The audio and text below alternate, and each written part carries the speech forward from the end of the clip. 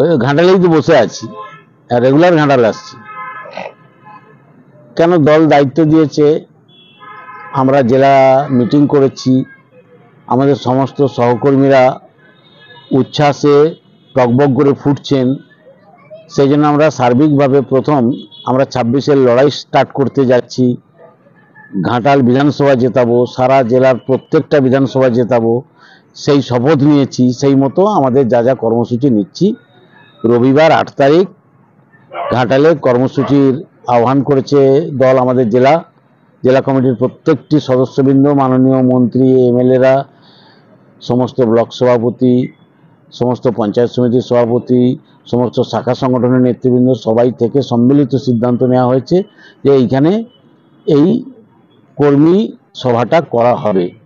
এবং তাতে দেখা যাচ্ছে এত কর্মীদের উচ্ছ্বাস, আমাদের সেটাও একটা টেস্ট হবে যে আমাদের দলে কত কর্মী বেড়েছে কি বাড়েনি। সেই জন্য আমরা ব্যাপক সংখ্যক কর্মীদের এখানে, সর্বস্তরের কর্মীদের এখানে আসার জন্য আহ্বান জানানো হয়েছে। এবং নট দ্যাট, আমরা এখানে কিছু রাজনৈতিক কর্মসূচি ঘোষণা করব।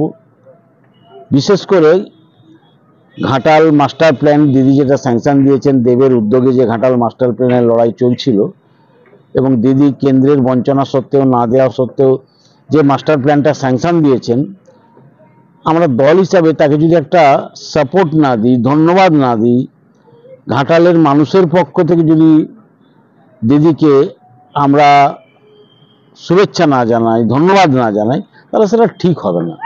কারণ দীর্ঘ দশকের পর দশকের এই দাবি মমতা বন্দ্যোপাধ্যায় পূরণ করেছেন, সেটাও আমাদের একটা লক্ষ্য আছে।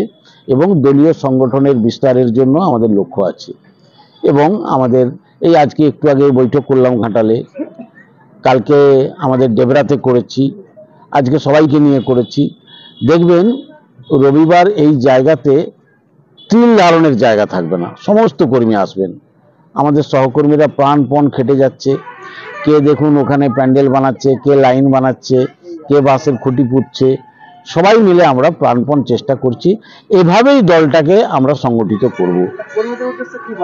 কর্মীদের উদ্দেশ্যে একটাই বার্তা থাকবে, উই আর ইউনাইটেড।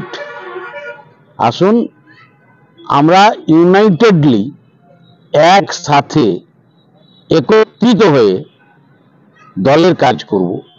দলে আমরা সবাই কর্মী, আমরা কেউ নেতা নই, আমরা সবাই কর্মী হিসাবে করব।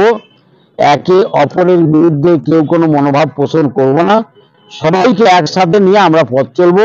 লক্ষ্য 26। দিদির কর্মসূচিগুলো শুধু মানুষের কাছে আমরা যদি প্রচার করতে পারি, তাহলে ঘাটাল সাংগঠনিক জেলার প্রত্যেকটা বিধানসভা সিট আমরা জয়লাভ করব।